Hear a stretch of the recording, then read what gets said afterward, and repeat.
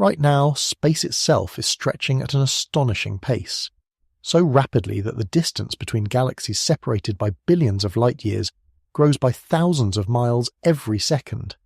It sounds like something out of a science fiction novel, yet it is one of the most confirmed facts in modern cosmology.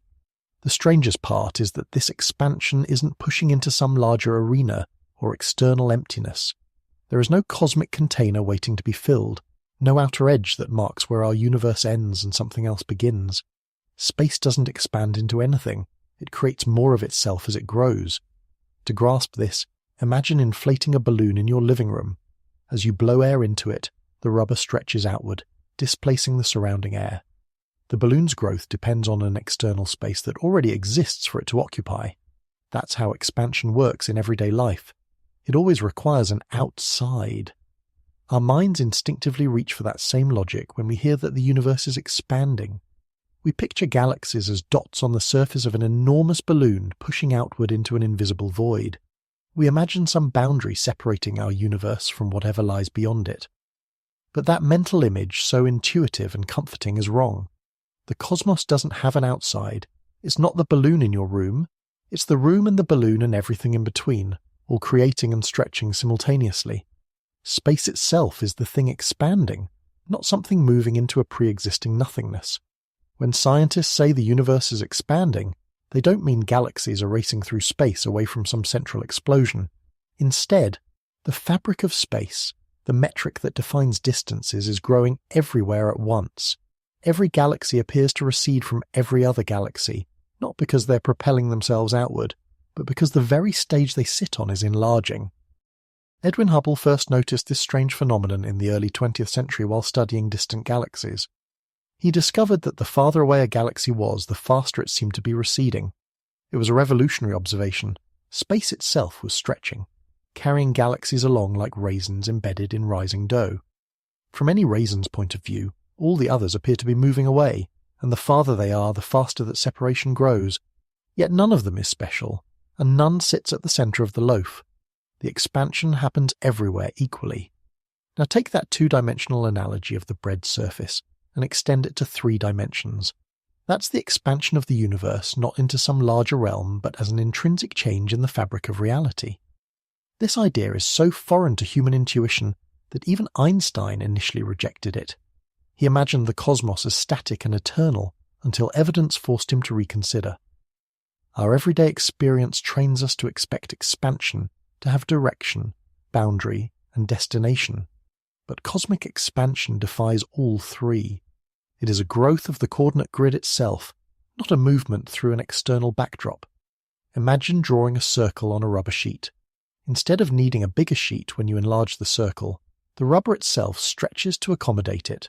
There's no surrounding nothing being consumed. There's only more sheet, more space. The same principle applies to the universe. There is no cosmic wall you could touch if you travelled far enough, no border where everything ends.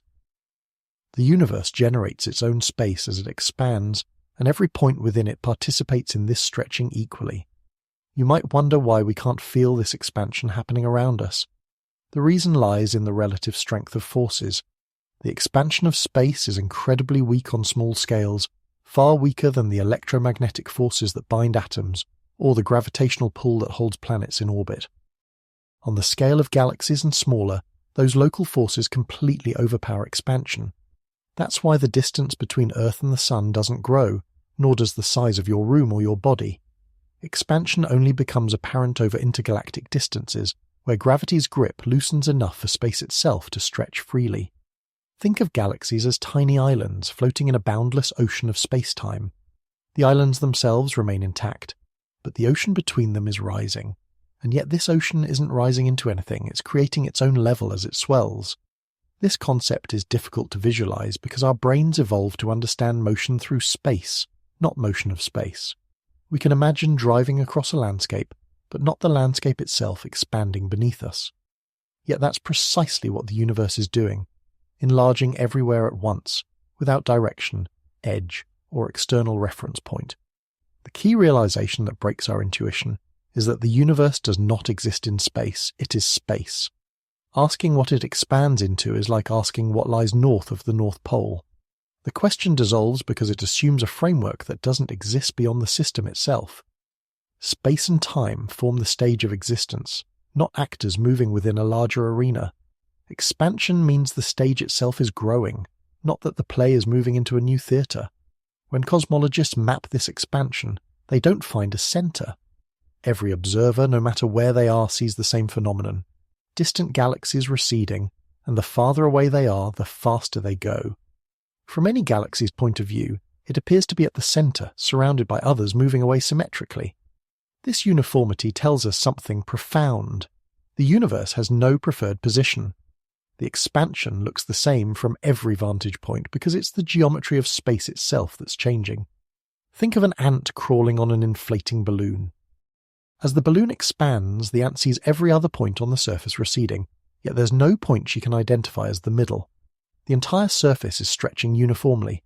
Replace the balloon's two-dimensional skin with the 3 dimensions of real space and you have the same picture. The ant's confusion mirrors our own. We want to know what the balloon is expanding into, but from the perspective of the balloon's surface, there is no outside. The expansion happens within its own framework, not into another. The universe behaves the same way. Space doesn't need a larger void to fill it, brings its own space with it as it expands. The rules of geometry, distance, and time themselves evolve as the universe grows. This realization reshapes everything we think about existence. There is no cosmic edge, no frontier waiting to be crossed, only a boundless field that creates itself continuously, everywhere, forever. If you want proof that the universe is truly stretching apart, you only need to look at light itself. Light carries the fingerprints of cosmic motion, encoded in its color. Every beam of light that reaches us from distant galaxies is not just a message from the past. It is a record of how space has changed since it was emitted. When astronomers first studied the light from galaxies far beyond our own, they noticed something peculiar. The wavelengths were shifted toward the red end of the spectrum. This phenomenon, called redshift, occurs because as light travels through expanding space, its waves are stretched, lengthened, and thinned out. The greater the distance the light travels, the more the universe expands while it's en route, and the more the light is stretched. This means that the further away a galaxy is, the redder its light appears when it finally reaches us. That pattern is not random, it's a cosmic signature of expansion itself. The same effect happens in sound, where a passing ambulance's siren drops in pitch as it moves away, a shift called the Doppler effect. But with galaxies, the redshift isn't due to them racing through space at high speed. It's because the space between us and them has grown larger while the light was travelling. The light's wavelength expands along with the universe. So every photon that arrives at Earth carries within it the story of how much the cosmos has stretched during its long voyage. To understand the enormity of this, imagine releasing a beam of light at the dawn of the universe, when atoms were first forming. Over billions of years, that light has been stretched so much that it no longer shines in visible colours. It has become microwave radiation. That ancient glow still fills the sky today as a faint hum, known as the cosmic microwave background. It's the oldest light we can see, a silent witness to the moment when the universe became transparent. But even ordinary starlight, travelling for only a few billion years, tells a story written in its colour. When we measure how much a galaxy's light has been redshifted, we can calculate how far away it is and how fast the universe was expanding when that light began its journey. Every spectral line, the distinct chemical signature of elements like hydrogen or helium, acts as a ruler stretched by cosmic motion. It's like seeing the musical notes of the universe drift lower and lower in pitch, the farther back in time we look. Hubble's discovery of this relationship was one of the greatest turning points in science. He realized that the more distant a galaxy was, the greater its redshift, meaning that the universe was expanding uniformly. This observation shattered the old notion of a static cosmos and introduced the breathtaking idea that space itself had a history, that it once was smaller, denser, and hotter. In that earlier era, light was trapped, constantly scattered by dense plasma. Only after the universe expanded and cooled could light travel freely, creating the cosmic background we observe today. What makes redshift so fascinating is that it doesn't just reveal speed, it reveals the shape of time itself. Every photon we see from a distant galaxy has spent millions or billions of years crossing an ever-stretching ocean of space. During that time, not only has the wavelength of the light been elongated, but so is the time between the arrival of each wave. In other words, time itself is dilated by expansion. What we see as colour change is also a slowdown of cosmic rhythm, a stretching of the beat of reality.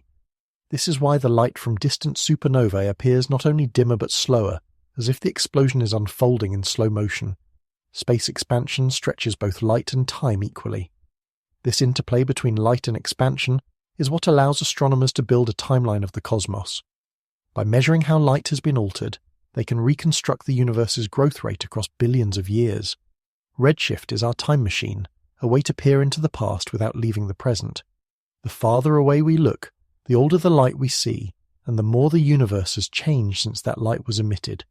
Every star, every galaxy, is a window into a younger version of existence.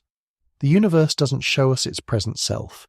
It reveals its history written in photons, and every observation confirms the same story.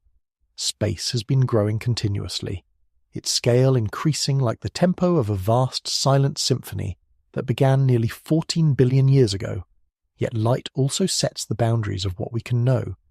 Because it travels at a finite speed, there is a limit to how far we can see the edge of the observable universe.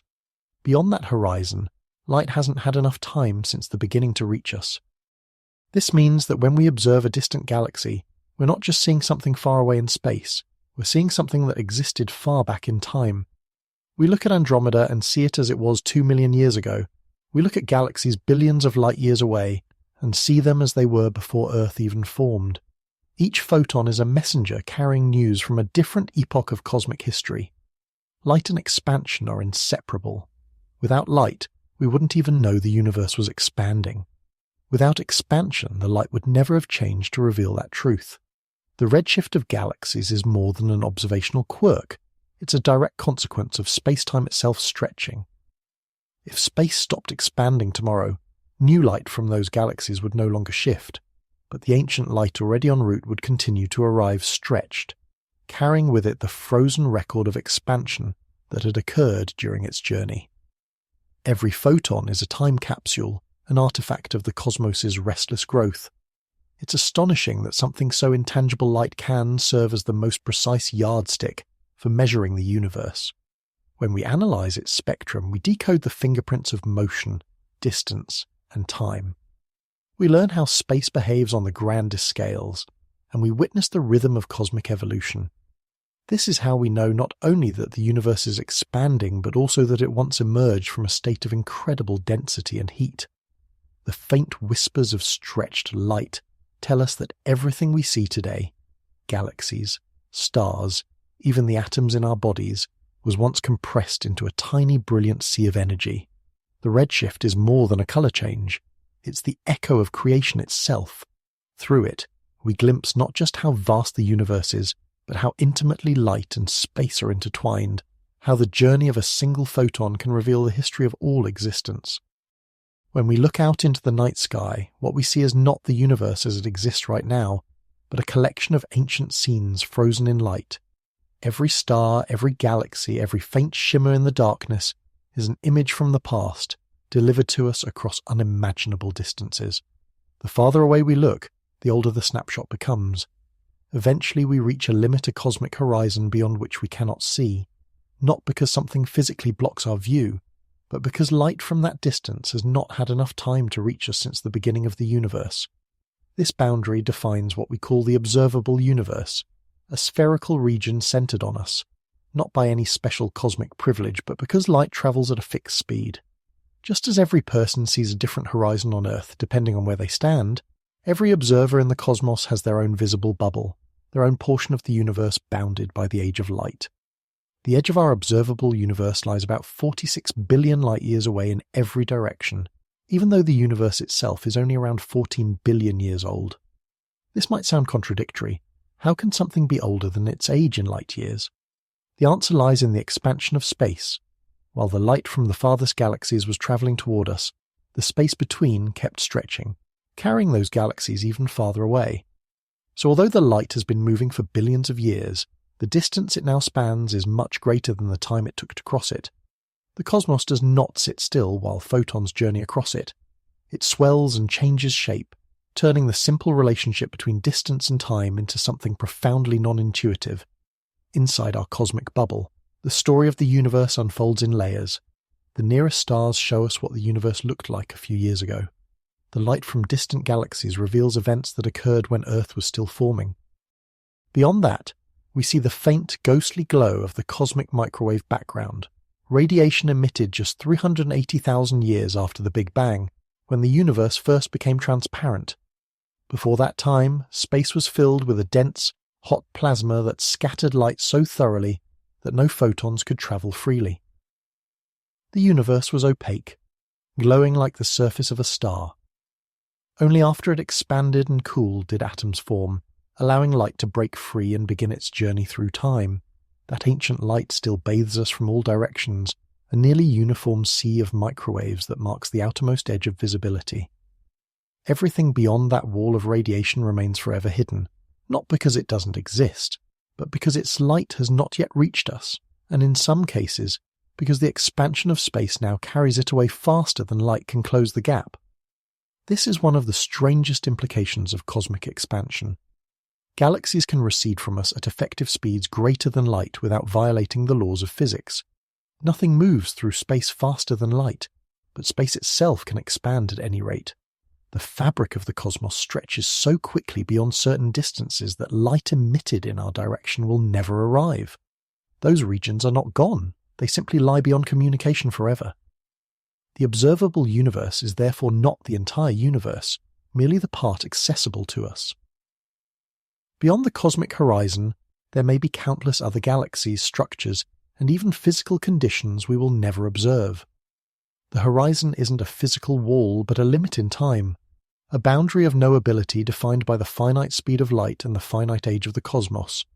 Every second that passes, new light from more distant regions reaches us, slightly expanding our horizon, yet the accelerating expansion driven by dark energy means that many regions slip away faster than new ones are revealed. The cosmic horizon is both growing and shrinking in different senses. Our view widens in time but narrows in reach. Imagine standing in a vast fog with a lantern. The brighter your light, the farther you can see, but beyond a certain distance the mist thickens so much that everything fades to grey. That's what our cosmic vision is like, a luminous sphere of visibility surrounded by an infinite fog of the unseen. Within that sphere, we can map billions of galaxies, trace the cosmic web of filaments connecting clusters, and reconstruct the history of matter's evolution. Yet beyond it lies the unobservable majority, the part of the universe that will forever remain a mystery, expanding faster than we can perceive. This cosmic limit gives rise to profound philosophical questions. If the universe is infinite, then our observable portion is a tiny fraction of an endless whole, like a single drop in an unbounded ocean. If the universe is finite but unbounded, like the surface of a sphere, then travelling far enough in one direction could, in theory, bring you back to where you started, though the universe's expansion makes such a journey forever impossible in practice. The idea of a visible bubble surrounding each observer also reminds us that we occupy no central position in the cosmos. Every galaxy, everywhere, is at the centre of its own observable universe, defined by the reach of light rather than any special location. The picture we see is shaped by time, not by place. What lies beyond our horizon might be unimaginably different, or exactly the same, because the cosmic microwave background looks nearly identical in every direction. Scientists infer that the universe on large scales is homogeneous and isotropic. That means it looks the same everywhere, at least in the grand statistical sense. So even though we can't see beyond our horizon, it's reasonable to assume the pattern continues indefinitely, with more galaxies, more stars, and more space stretching endlessly outward. Still, the horizon remains the ultimate barrier to certainty.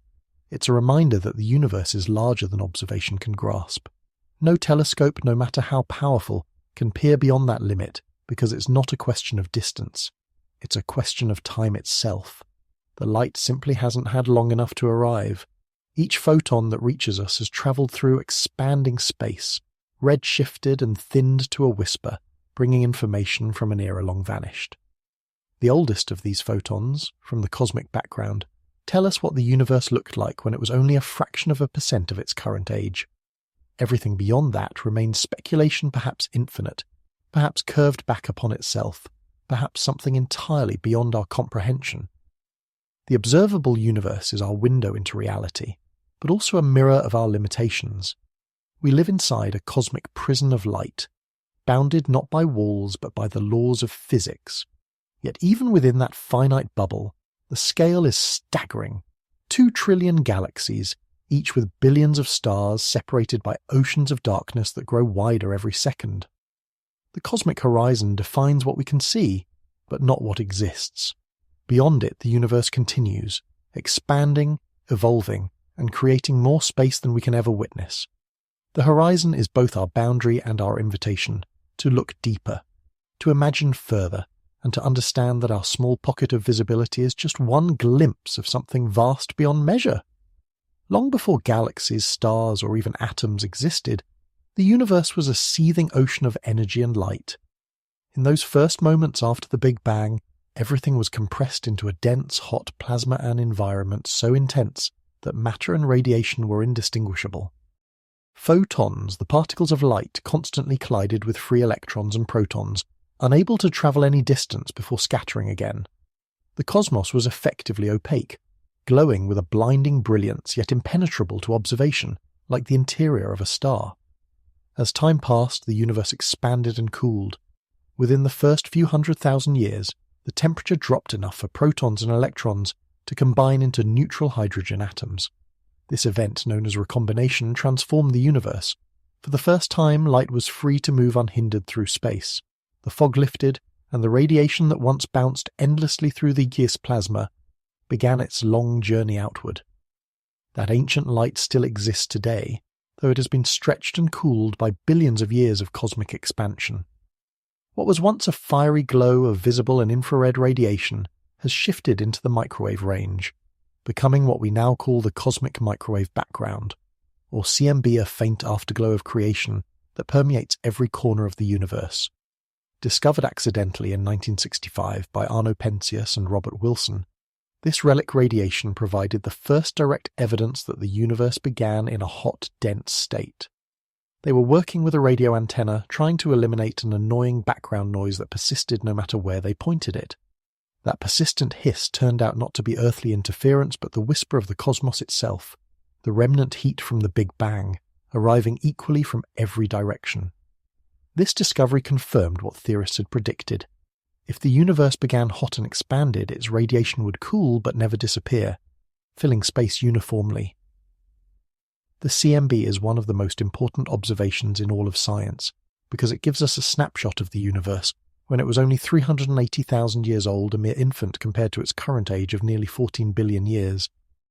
Embedded in that light are subtle variations in temperature, only a few millionths of a degree different from one spot to another. These tiny fluctuations correspond to regions of slightly higher or lower density in the early universe, the seeds of all future structure. Over billions of years, gravity amplified those small differences, pulling matter together to form galaxies, stars, and eventually the planets we inhabit. In a sense, the entire cosmic story of structure, the web of galaxies and clusters spanning the cosmos, was written in those initial ripples frozen into the CMB. Modern satellites like COBE, WMAP, and Planck have mapped this faint radiation in exquisite detail, turning the invisible microwave background into a cosmic portrait of our origins. When we look at those maps, we're seeing the oldest light in existence, a fossil imprint of the universe's first moments of clarity. Each pixel of the CMB tells us about the density, composition, and geometry of the cosmos at that early time.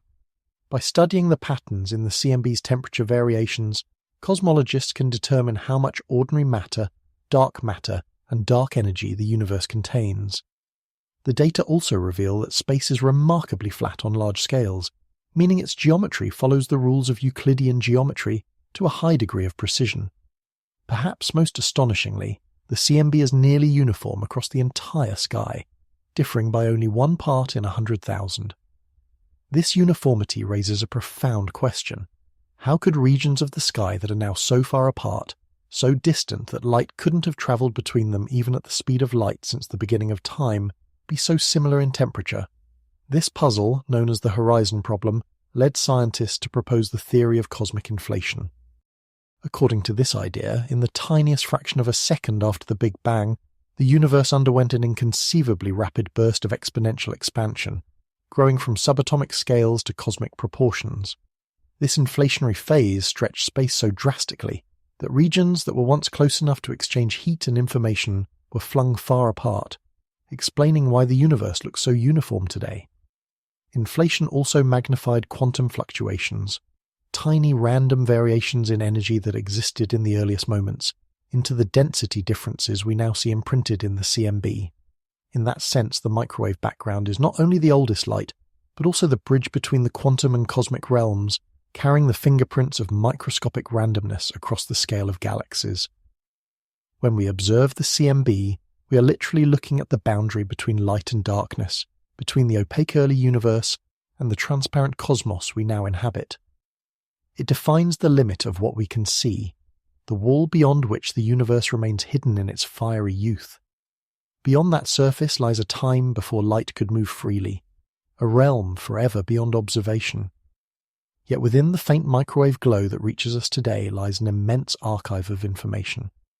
The slight polarization of the CMB's light reveals details about the universe's expansion rate, and even provides clues about the first moments of inflation. The precise smoothness of the CMB also tells us that the universe's total energy density is incredibly close to the critical value that determines whether space is flat, open, or closed. It is as if the universe was fine-tuned from the beginning to exist on the razor's edge between infinite expansion and eventual collapse. Every photon of the cosmic microwave background carries a memory of its last interaction with matter nearly 14 billion years ago. Since then, those photons have travelled across expanding space, their wavelengths stretched by a factor of 1,000, cooling from thousands of degrees to a mere 2.7 Kelvin above absolute zero. And yet, they remain everywhere, bathing every atom, every planet and every galaxy in the faint echo of creation. If our eyes could see microwaves, the night sky would blaze with an even pale light. The CMB is the universe's oldest message, a silent radiance that connects us directly to its beginning. It tells us that everything we see today, every cluster of galaxies, every star, every living being, emerged from a universe once uniform and featureless, filled only with light. The story of the cosmos begins in that glow, and even now its faint whisper surrounds us, constant and eternal, a reminder that we are living inside the afterglow of the Big Bang itself. The idea that the universe might be infinite is one of the most staggering concepts ever proposed, not just because of its sheer scale, but because of what infinity implies about repetition, identity, and the limits of imagination. When cosmologists say that the universe could be infinite, they don't mean it simply goes on for a long way. They mean it might never end, that space could stretch endlessly in all directions with no boundary, no edge, and no final frontier. This possibility arises naturally from the measurements of cosmic geometry revealed by the cosmic microwave background, which show that on the largest observable scales, space is remarkably flat. In Einstein's theory of general relativity, a perfectly flat universe corresponds to one that is infinite in extent. If space is truly flat and the same rules of physics apply everywhere, then beyond the horizon we can see, the universe likely continues indefinitely, repeating the same structures, patterns, and even possibilities over and over again. Because the laws of physics are consistent, and because matter can only arrange itself in a finite number of ways within any given volume of space, an infinite universe almost guarantees repetition. Somewhere, unimaginably far away, there may exist a region of space identical to our own, another Milky Way, another Earth, another you reading these same words, experiencing this same moment. It's not a science fiction fantasy, but a mathematical inevitability that follows from combining the idea of infinity with the finite possibilities of particle arrangements. If the universe is truly infinite, then every possible configuration of atoms must occur an infinite number of times. Every dream you've had, every life you could live, every version of history that might have unfolded, each must be realized somewhere out there, endlessly repeated across the boundless expanse of space. To grasp this, imagine the universe as an infinite library filled with books. Each book contains a unique arrangement of letters and words representing a distinct patch of reality. Because the alphabet and grammar are finite, there are only a limited number of possible books before they begin to repeat. In an infinite library, there would be countless copies of every possible story, every combination of letters, including exact duplicates of the one you hold. The same logic applies to the cosmos. Within an infinite expanse, there is only so much variety matter can take before patterns recur. Somewhere, there is another version of you making the same choices, and somewhere else, one making entirely different ones. These cosmic doubles are not connected to us in any meaningful way. They exist so far beyond our observable horizon that no light or signal could ever bridge the distance. The separation between these identical regions is so vast that even if you could travel at the speed of light for the entire lifetime of the universe, you would never reach them. Still, their existence challenges our sense of uniqueness. It forces us to confront the possibility that what we call individuality might be an illusion, a local pattern that happens to repeat in an infinite sea of possibilities. Infinity has always carried an air of mystery and unease. Our minds are built to understand beginnings and endings, boundaries and limits. Infinity erases all of that. It stretches logic until it breaks, forcing us to face paradoxes that can't be fully resolved. For instance, if the universe is infinite, does it contain infinite matter?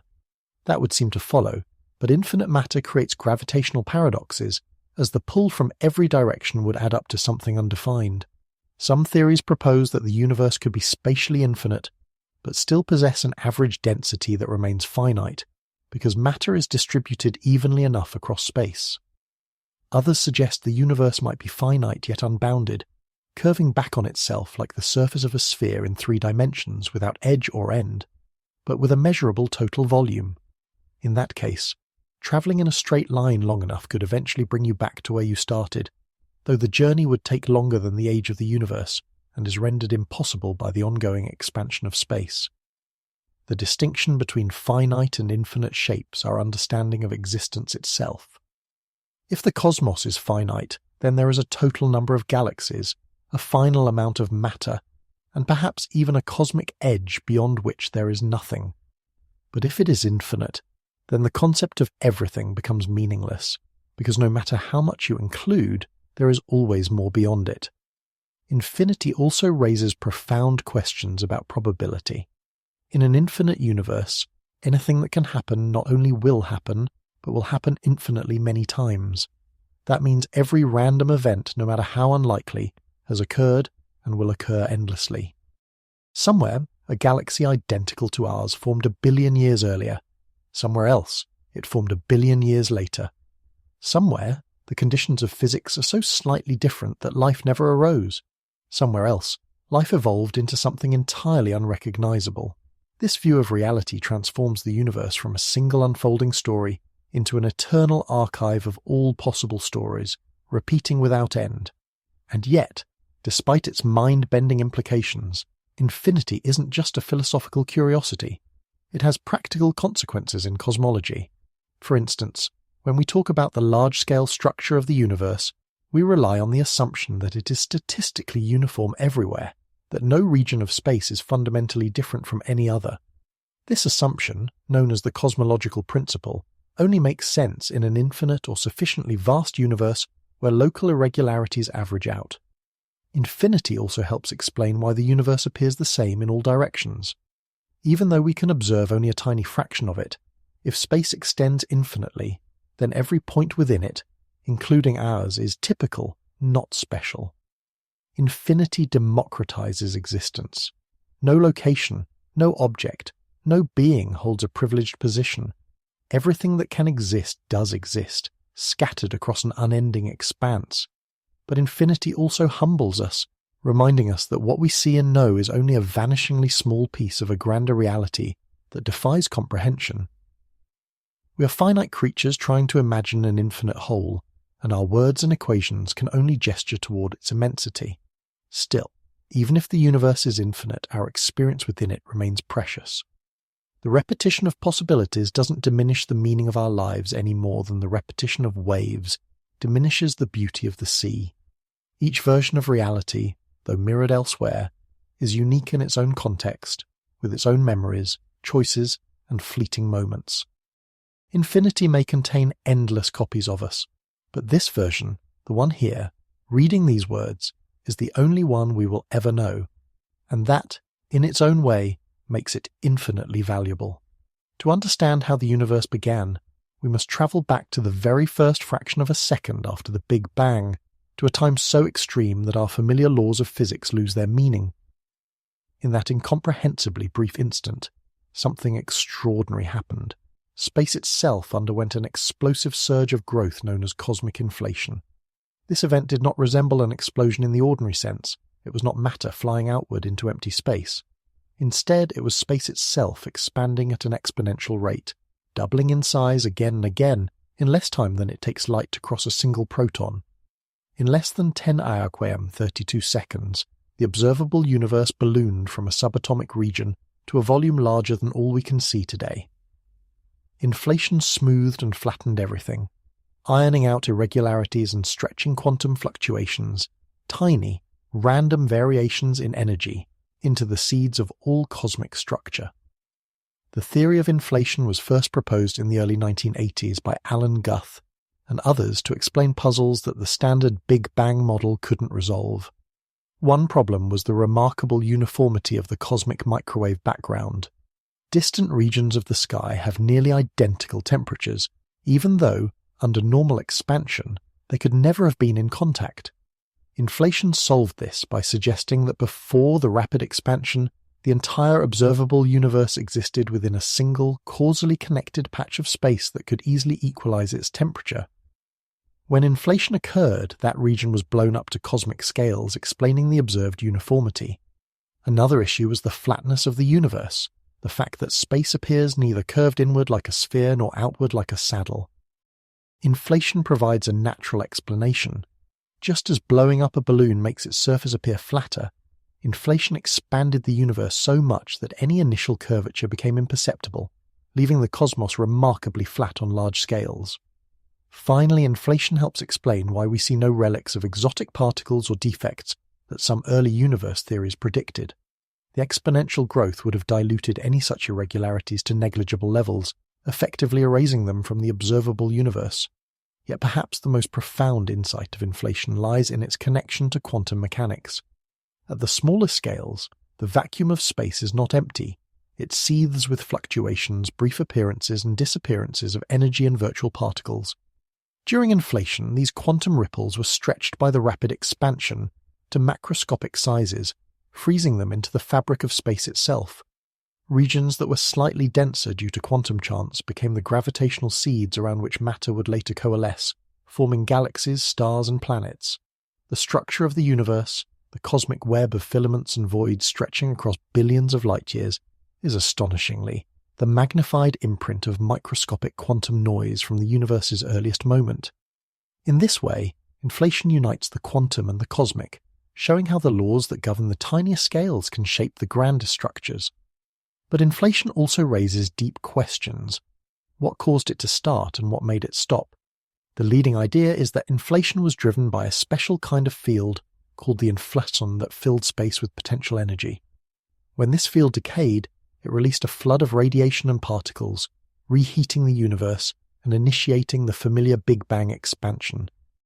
In this picture, the Big Bang wasn't the true beginning, but rather the end of inflation, the moment when the energy of the inflaton field was converted into the matter and radiation that fill space today. Yet the equations of inflation suggest it might never end everywhere at once.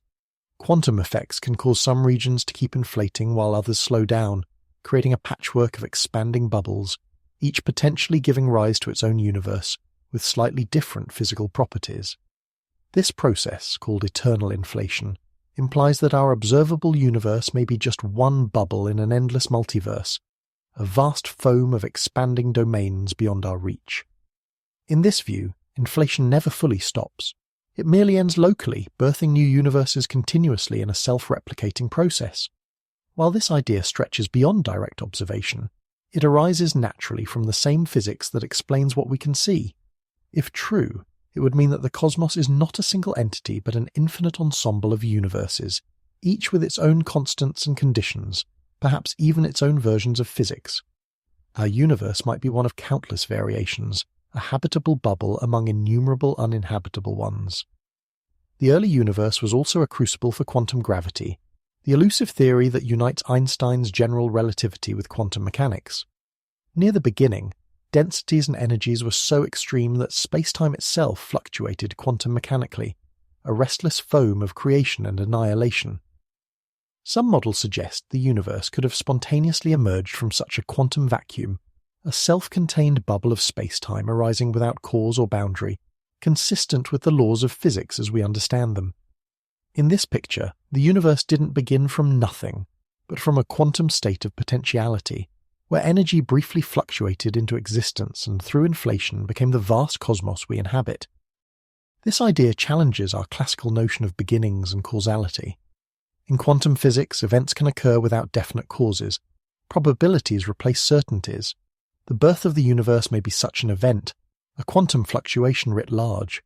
Time itself may have begun with inflation, meaning that asking what came before is like asking what lies north of the North Pole. The boundary of time is the moment inflation started. Beyond that, the concept of before loses meaning. The inflationary model has stood the test of countless observations.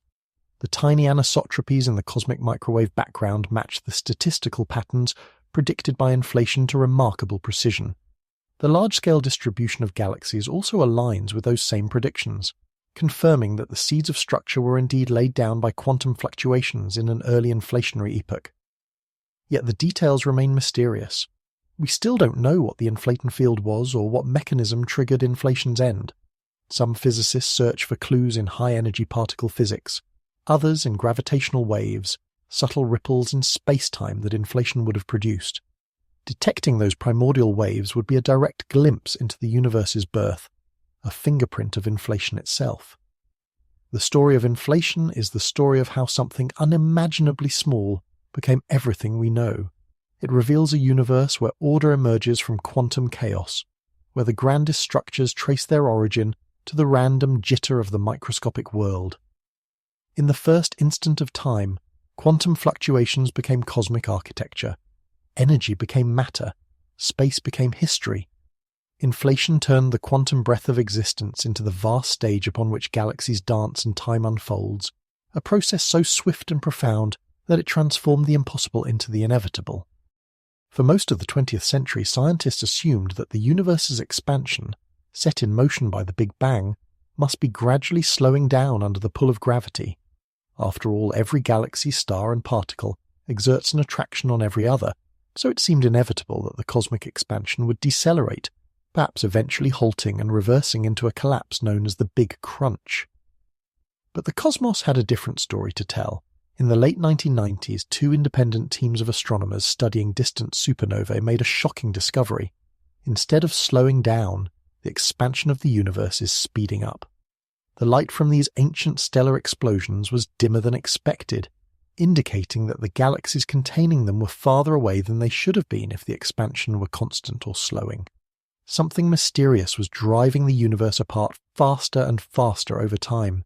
This invisible agent came to be known as dark energy, a name that captures our ignorance more than our understanding. Dark energy appears to make up about 70% of the total energy content of the universe, yet we don't know what it is. It doesn't emit light or interact with matter in any familiar way. Its only known effect is to accelerate the expansion of space itself, pushing galaxies farther apart as though the very fabric of the cosmos were infused with an unseen repulsive force. One possible explanation is that dark energy is the cosmological constant, a term Einstein introduced into his equations of general relativity in 1917 to maintain a static universe before the discovery of cosmic expansion. He later called it his greatest blunder, but the accelerating universe suggests it might have been prescient. The cosmological constant represents a constant energy density inherent to empty space, a vacuum energy that remains the same no matter how much the universe expands. As space grows, more of this vacuum energy appears, increasing the total amount of repulsion and driving further acceleration. This feedback loop could continue indefinitely, leading to an ever-quickening expansion that eventually isolates every galaxy in its own patch of space, yet the cosmological constant is only one possibility. Other theories propose that dark energy could be a dynamic field, sometimes called quintessence, that changes over time rather than remaining fixed. Unlike the cosmological constant, which has the same value everywhere and always, quintessence would evolve, perhaps strengthening or weakening as the universe ages. There are even models suggesting that dark energy might one day reverse its sign, turning attraction into repulsion, or vice versa, potentially causing a catastrophic collapse after eons of acceleration. But so far, observations point toward a steady, uniform dark energy consistent with the cosmological constant model. To grasp how strange this is, imagine space as an elastic sheet.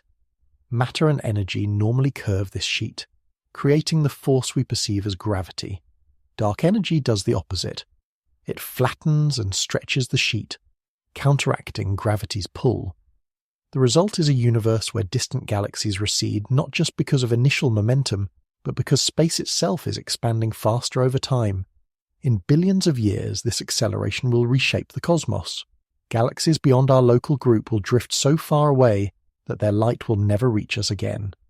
Future observers, living in an isolated Milky Way surrounded by darkness, may no longer have any evidence that the universe is expanding at all. The cosmic web we see today will dissolve into lonely islands of matter, adrift in an ever-growing void. The discovery of dark energy also raises deep questions about the nature of the vacuum. Quantum field theory predicts that even empty space is not truly empty, but filled with fluctuating energy from virtual particles constantly appearing and vanishing. When physicists attempt to calculate the energy density of this quantum vacuum, they get a number vastly larger, by a factor of 10 to 120 than what we observe as dark energy. This is perhaps the worst theoretical mismatch in the history of science, and it remains unresolved. Why the vacuum's energy is so small yet not zero is one of the great unsolved mysteries of modern physics. Some suspect that we happen to live in a universe whose vacuum energy is tuned by chance to a value that allows galaxies and life to exist. In universes with much higher vacuum energy, space would expand so rapidly that matter could never clump together, while in those with much lower energy, the cosmos might have collapsed long ago. This idea connects dark energy to the anthropic principle, the notion that the universe's properties must be compatible with our existence as observers. It's an unsettling thought, suggesting that our cosmos might be one among countless others with different physical constants, and we happen to inhabit the rare one where conditions allow complexity. Observations from space telescopes and surveys of distant galaxies continue to refine our understanding of dark energy. By mapping how structures grow and how light bends as it travels through expanding space, scientists are trying to measure whether dark energy truly remains constant or evolves over time. So far, the data remain consistent with a cosmological constant, but the precision of these measurements is still improving. Future missions may reveal subtle deviations that could hint at a deeper theory. Whatever its nature, dark energy dominates the cosmic balance sheet. Ordinary matter, everything made of atoms, accounts for less than 5% of the universe, while dark matter contributes about 25%, providing the gravitational glue that binds galaxies together. The remaining 70% is this mysterious energy accelerating expansion. The universe, it seems, is ruled not by what we see but by what we can't. In a strange twist of irony, the vacuum, the emptiest thing imaginable, turns out to be the most powerful component of existence. The implications of an accelerating universe extend to its ultimate fate. If dark energy remains constant, galaxies will continue to drift apart forever, stars will burn out, and the cosmos will cool toward heat death, a dark and silent eternity where no new structures form.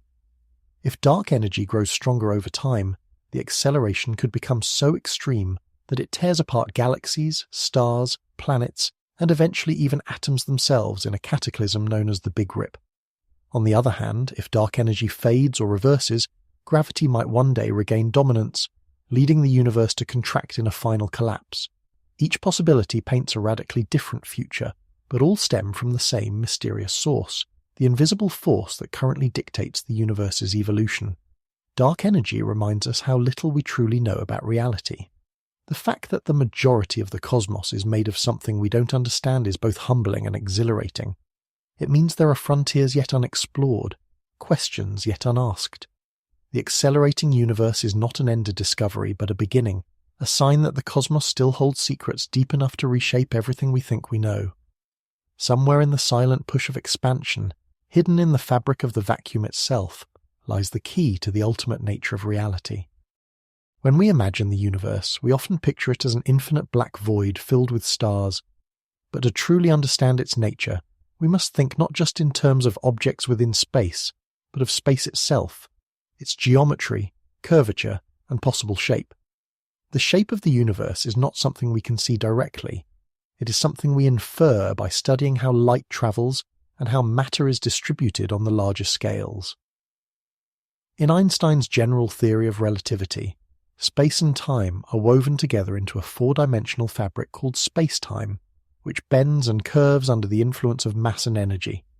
That curvature determines the geometry of the universe as a whole, just as the curvature of Earth determines whether you can travel in a straight line and eventually end up where you started. There are three broad possibilities for the universe's global shape. It can be closed, open, or flat. A closed universe curves inward on itself, like the surface of a sphere extended into higher dimensions. In such a cosmos, space is finite but unbounded. You could travel endlessly in one direction, and, given enough time, return to your starting point without ever encountering an edge. An open universe, by contrast, has negative curvature, like a saddle or a hyperbolic surface. In that case, space would expand forever and be infinite in extent. The third possibility, a flat universe, has zero curvature, following the rules of Euclidean geometry that we learn in school. Parallel lines never meet, and the sum of the angles in a triangle equals 180 degrees. Determining which of these shapes describes reality requires measuring how light moves across vast cosmic distances. The most precise data come from the cosmic microwave background. By observing the apparent size of the tiny temperature fluctuations imprinted on that ancient light, scientists can infer the geometry of the space it has travelled through. If the universe were strongly curved, those fluctuations would appear distorted larger or smaller than expected. But measurements from satellites like WMAP and Planck show that to extraordinary precision, the universe appears flat, with less than a fraction of a percent deviation. This doesn't mean it's infinite, but it does mean that if it's curved at all, the curvature is so slight that its radius would be far larger than our observable horizon.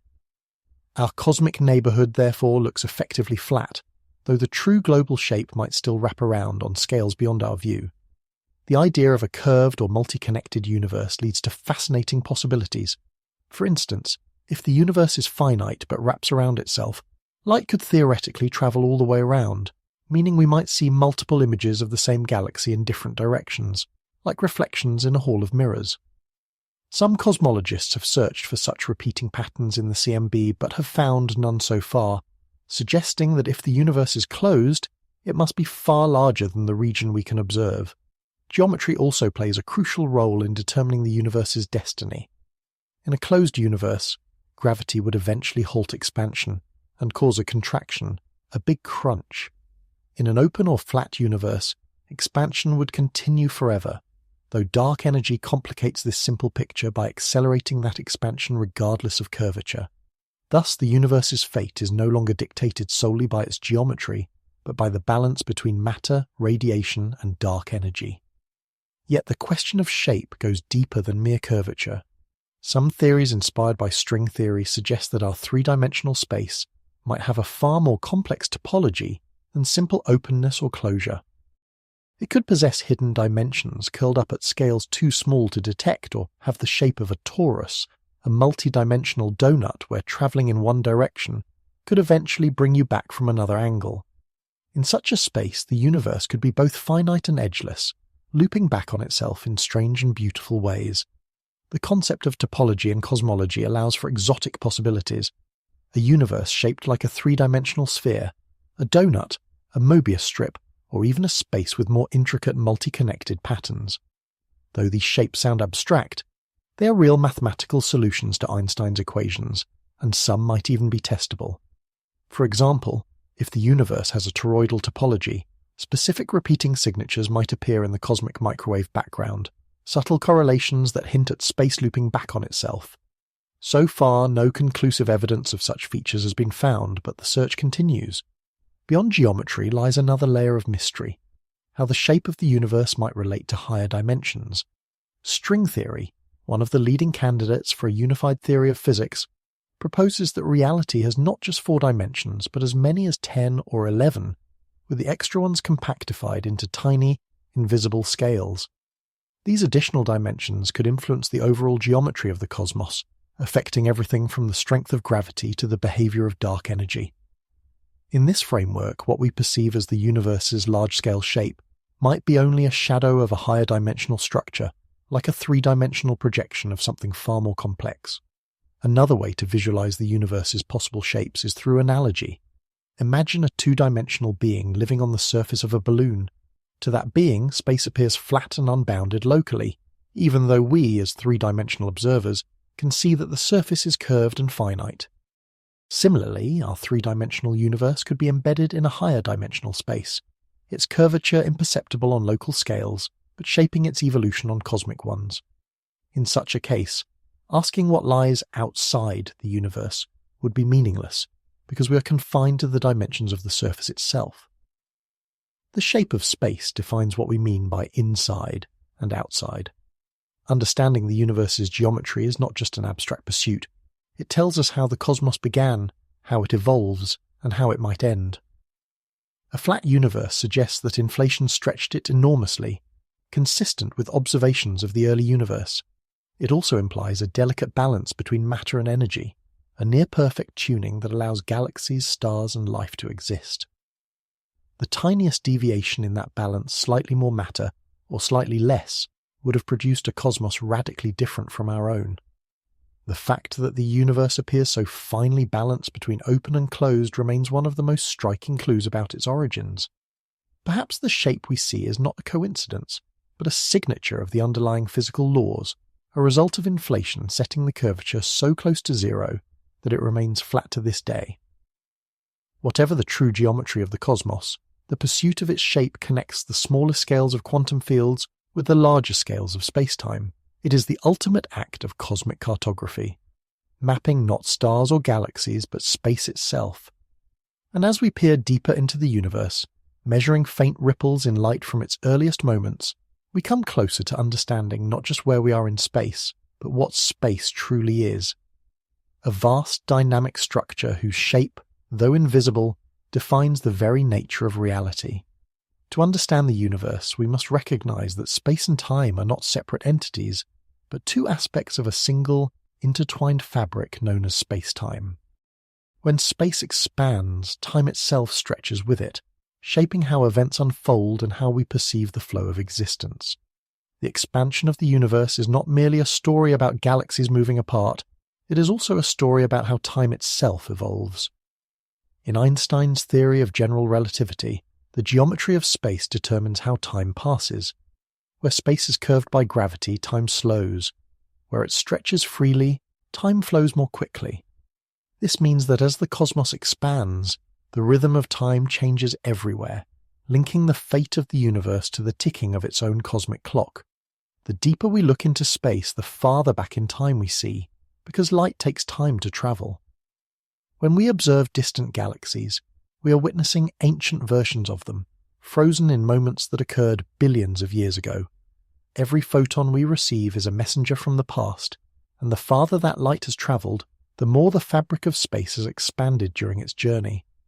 This stretching of space also stretches time itself, meaning that events in distant galaxies appear to unfold in slow motion when viewed from our vantage point. The same supernova explosion that might last weeks in its own frame of reference can seem to take months when observed from Earth, not because anything slows physically, but because the expansion of the universe stretches the intervals of time along with the light waves themselves. This phenomenon is a form of cosmic time dilation, an effect of the ever-growing scale of the universe.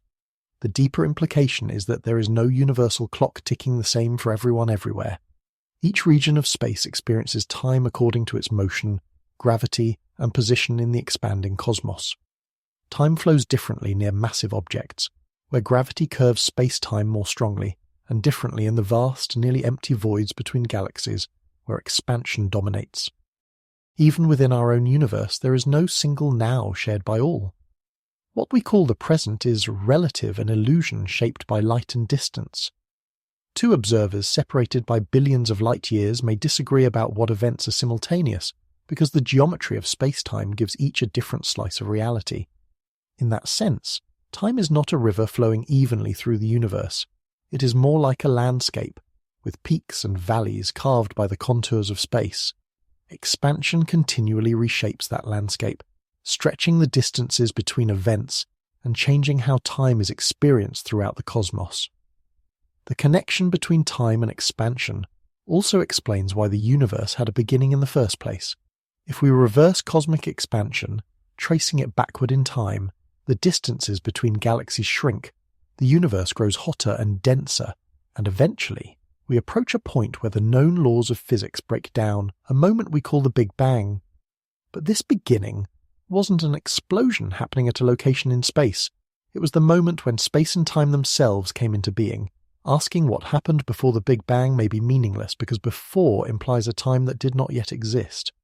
Time itself may have emerged from that first expansion, making the Big Bang not an event within time but the boundary where time itself began.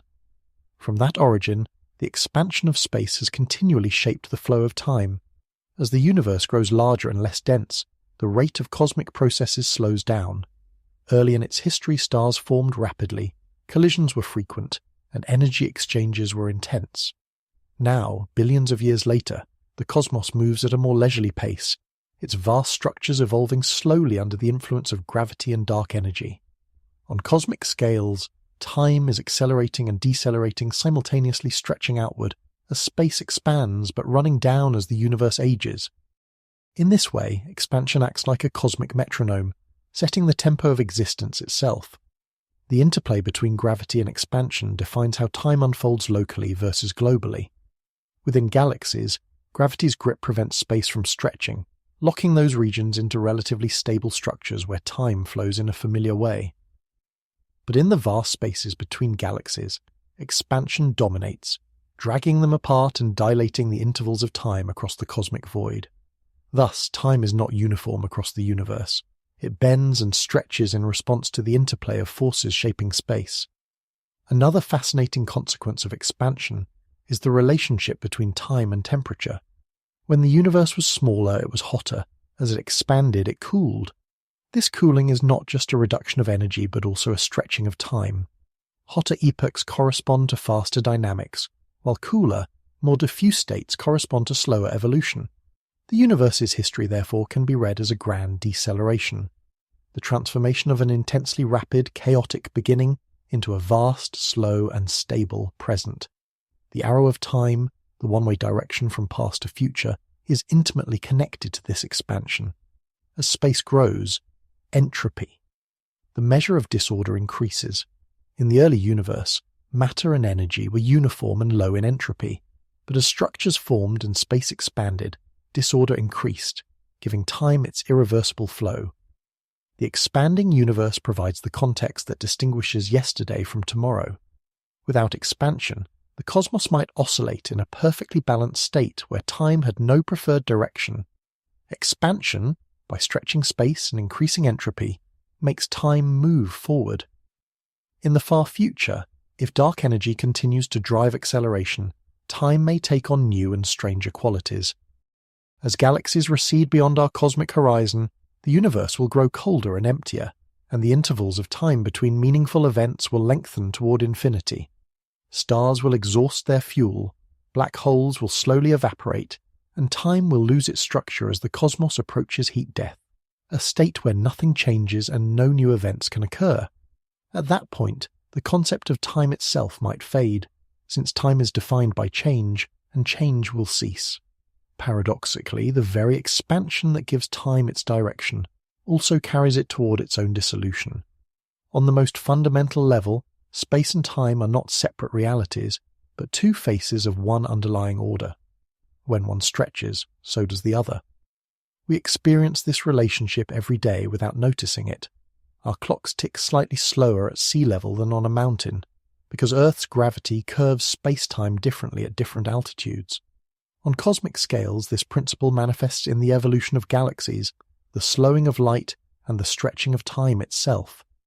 Expansion does not just shape the universe's size, it shapes its history, its destiny, and the way every moment connects to the next.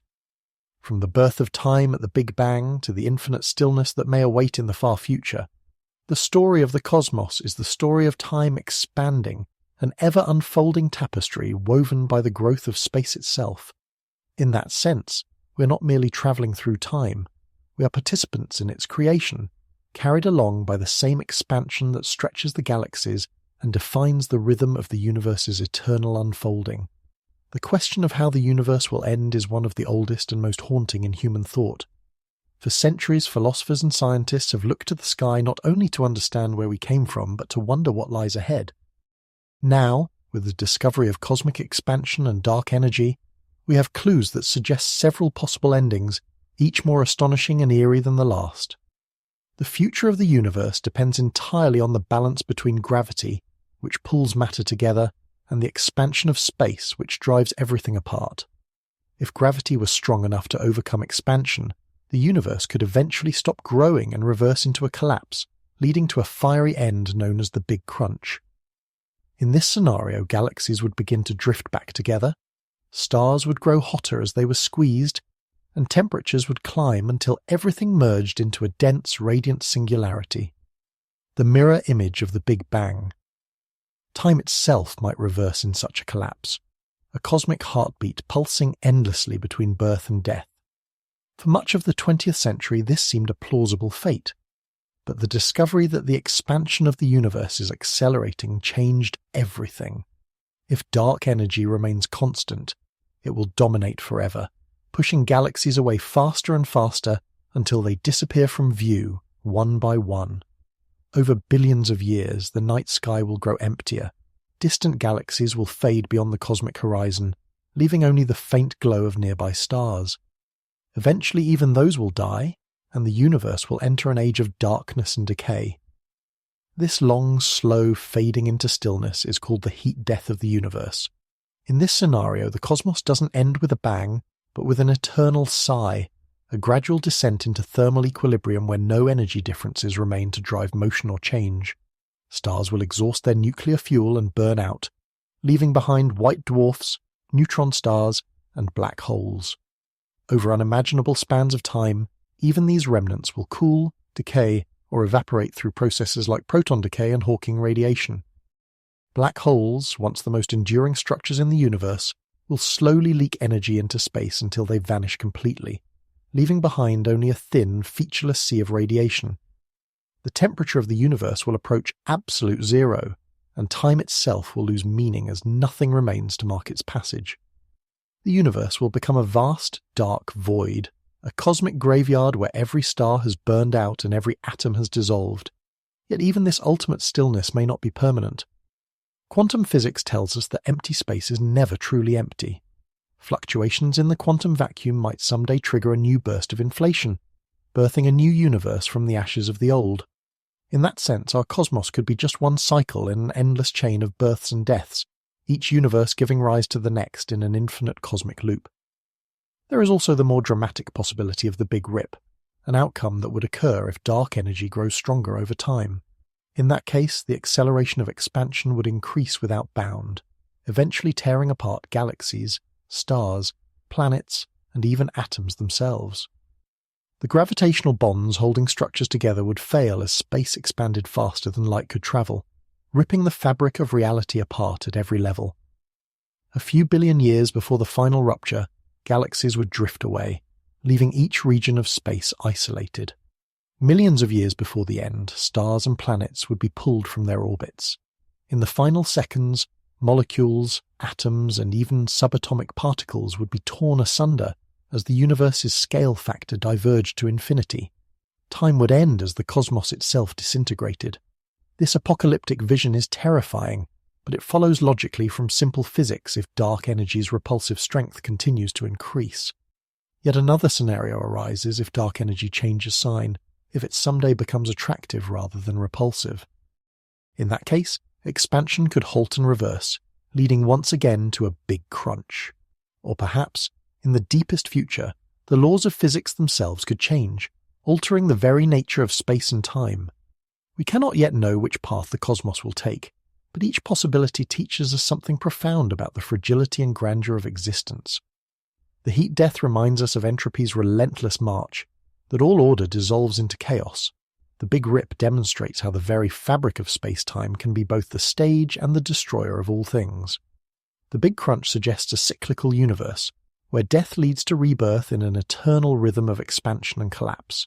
And the idea of quantum rebirth points to a deeper truth that endings may not be absolute, but transitions to new beginnings beyond comprehension. Even as we contemplate these distant fates, it's worth remembering that the universe's timeline dwarfs our own. The Earth is about 4.5 billion years old. Stars like the Sun will burn for billions more before fading.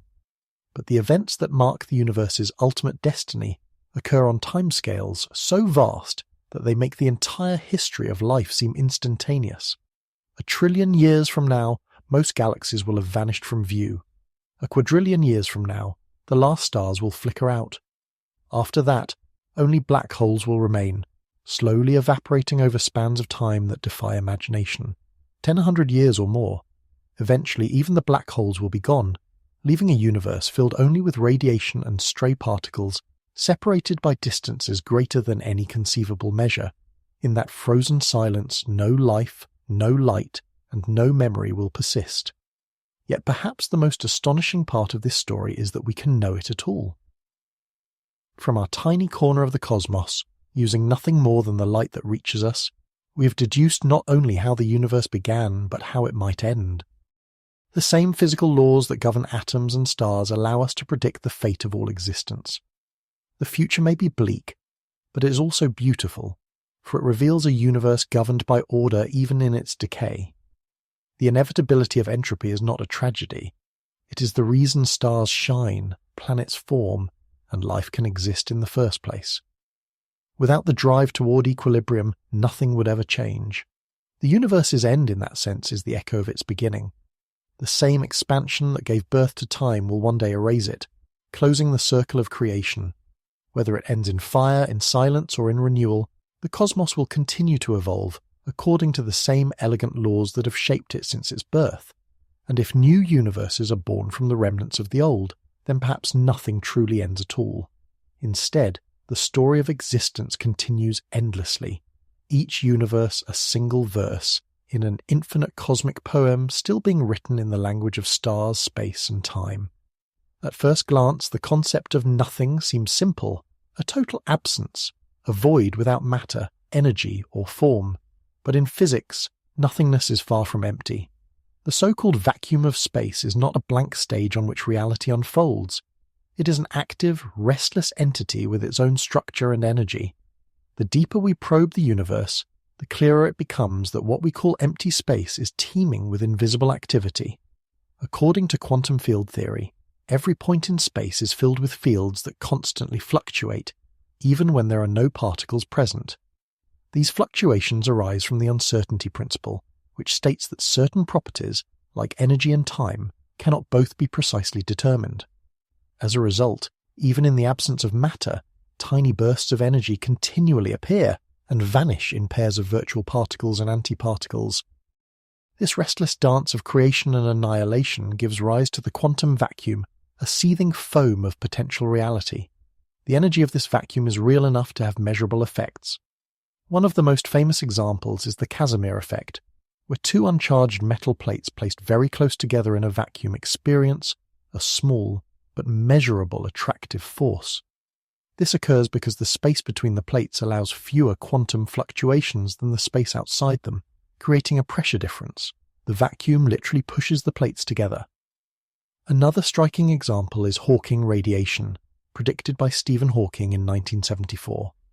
Near the event horizon of a black hole, quantum fluctuations can cause one particle of a virtual pair to fall in while the other escapes, effectively turning the black hole's mass into radiation. Over vast timescales, this process causes black holes to evaporate, slowly releasing their energy back into space. Both phenomena demonstrate that the vacuum is not a passive nothingness, but a dynamic medium with physical consequences. If we could somehow remove all matter, radiation, and particles from a region of space, we might expect absolute emptiness. Yet even then the quantum vacuum remains, pulsing with invisible energy. In fact, this vacuum energy may be the same mysterious force we call dark energy, the driver of the universe's accelerating expansion. If that is true, then nothing is actually the most powerful something of all. The apparent emptiness between galaxies could contain the very engine that determines the fate of the cosmos. What we experience as stable, tangible matter may simply be patterns emerging from this underlying sea of fluctuations, temporary condensations in a deeper, ever-active field. The idea that nothingness can give rise to something challenges our deepest intuitions. In the classical worldview, existence required a cause. Something could not emerge from nothing. But in quantum mechanics, the vacuum itself allows spontaneous creation. The uncertainty principle permits brief violations of energy conservation, as long as they happen quickly enough.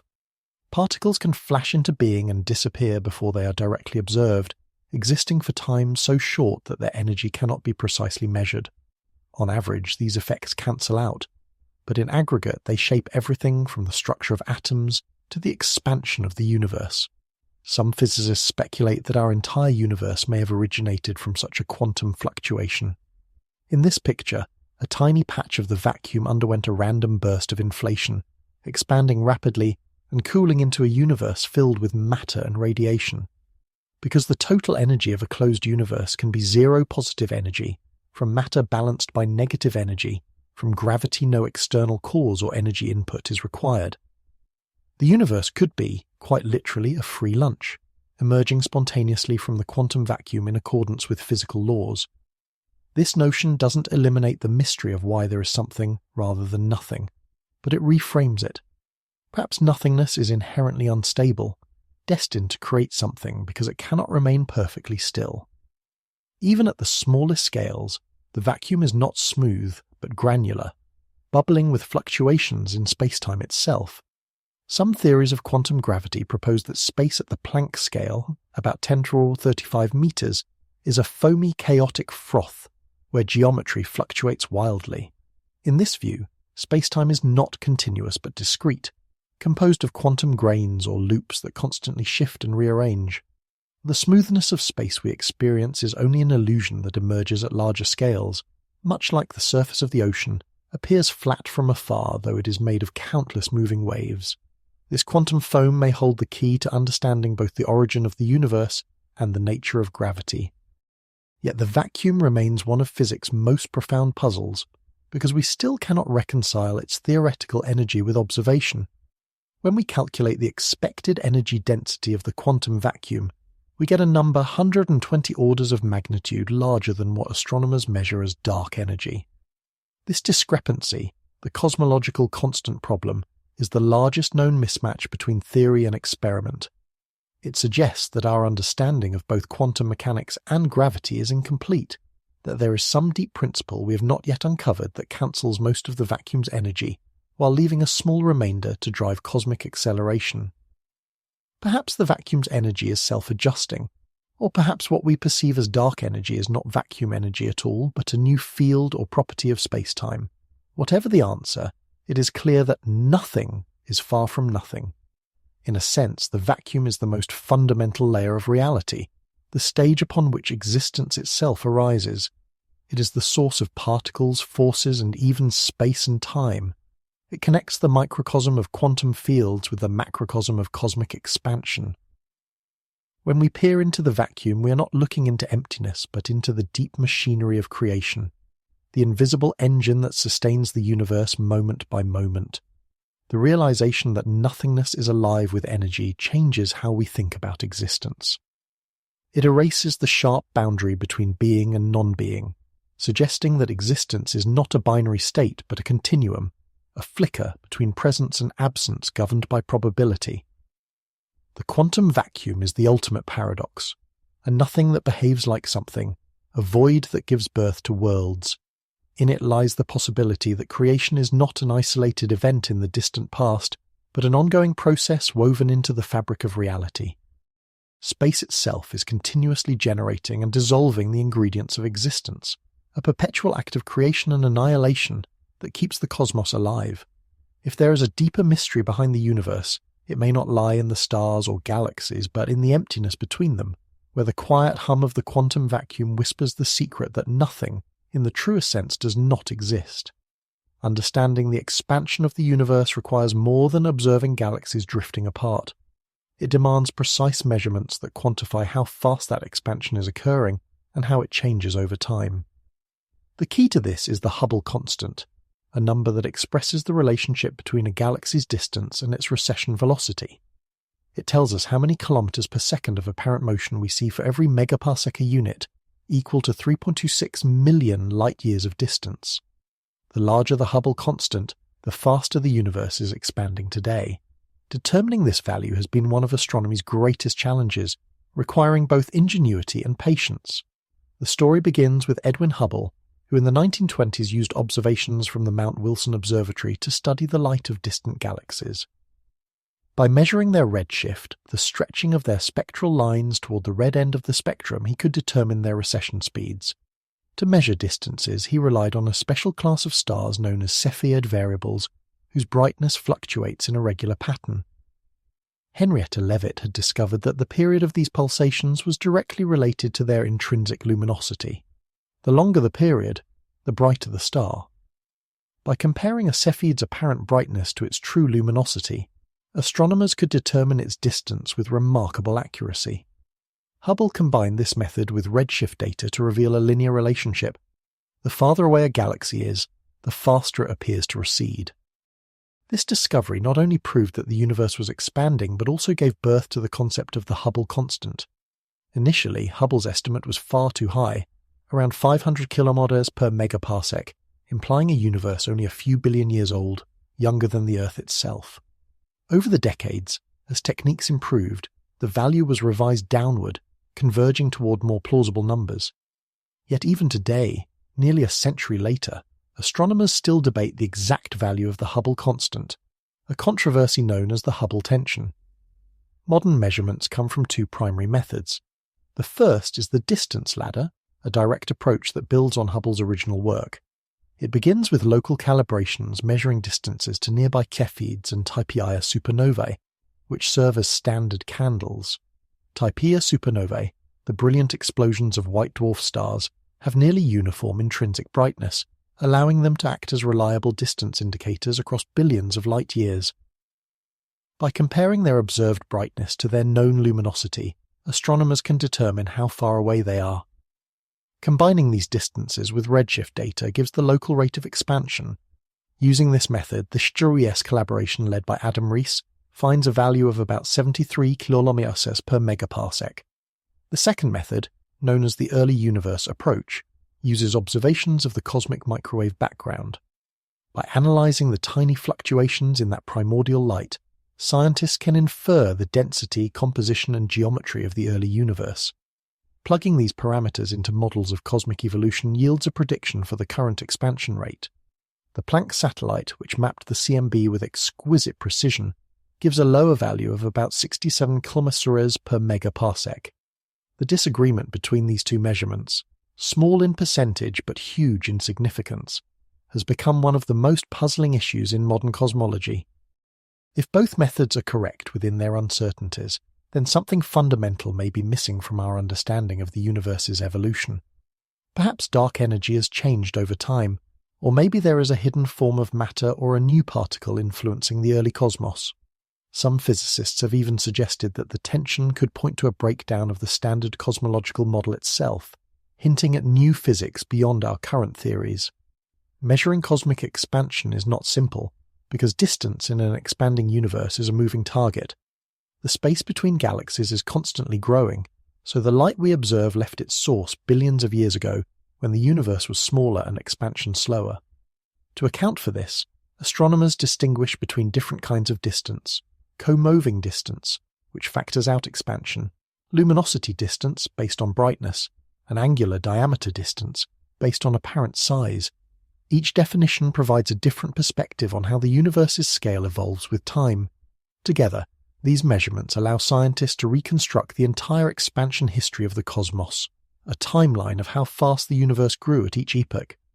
The expansion rate has not been constant. After the Big Bang, it was initially rapid, then slowed as matter's gravity tried to pull things back together. Billions of years later, dark energy began to dominate, reversing the slowdown and accelerating expansion again. By measuring the Hubble constant and how it has changed, we can trace this cosmic tug-of-war between matter and energy, a struggle that defines the universe's past and future. Observations of distant supernova, galaxy surveys, and gravitational lensing all contribute to refining this picture. Gravitational lensing, where massive objects bend light from more distant sources, provides an independent way to measure cosmic distances. When a quasar's light passes near a massive galaxy, it can be split into multiple images. The slight differences in the arrival times of these light paths reveal information about both the expansion rate and the geometry of space-time. These standard sirens, along with gravitational waves from merging neutron stars, offer new, independent ways to measure the Hubble constant without relying on traditional light-based distance ladders. Each new method refines our understanding but also deepens the mystery as the numbers stubbornly refuse to converge. The implications of this tension extend far beyond a numerical disagreement. The Hubble constant is not just a measure of speed. It encodes the entire age, size, and fate of the universe. A higher value implies a younger cosmos, expanding faster today. A lower one implies an older universe expanding more slowly. The fact that we can measure the universe's expansion at all is one of the greatest triumphs of human intellect. From our small planet, we have found a way to read the motion of galaxies billions of light-years away, turning the faintest flickers of light into a cosmic clock. Each new observation acts as a time capsule, recording the expansion rate at a different epoch, allowing us to reconstruct the history of cosmic growth from the Big Bang to the present moment. Measuring the Hubble constant is, in essence, the act of measuring the heartbeat of the cosmos. Whether it beats at 67 or 73 or something in between remains to be resolved, but the pursuit itself pushes science to its limits. Perhaps future observations will reveal that both answers are right in different contexts, reflecting a universe whose expansion is more complex than our models allow. Or perhaps a new discovery, an unseen particle, a shift in dark energy, or a deeper law of gravity will finally bridge the gap. Whatever the outcome, the Hubble constant stands as one of the most profound numbers in all of science. A simple ratio that links the smallest flicker of starlight to the grandest scales of time and space, telling us not only how fast the universe expands, but also how far we have come in our understanding of existence itself. At the dawn of the 20th century, Albert Einstein revolutionized physics with his theory of general relativity, a framework that described gravity not as a force, but as the curvature of space-time caused by mass and energy. His equations revealed a universe that could not remain static. It had to be either expanding or contracting. Yet, in 1917, when Einstein applied his equations to the cosmos as a whole, the prevailing belief among scientists and philosophers was that the universe was eternal and unchanging. The idea of a dynamic universe was almost unthinkable. To reconcile his elegant theory with the accepted worldview, Einstein introduced a new term into his equations, a fudge factor known as the cosmological constant, denoted by the Greek letter L, lambda.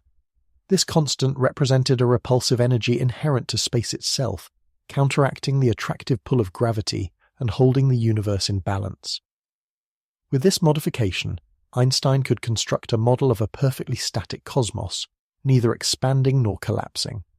For a time, the cosmological constant seemed like a clever solution, an adjustment that restored harmony between theory and expectation.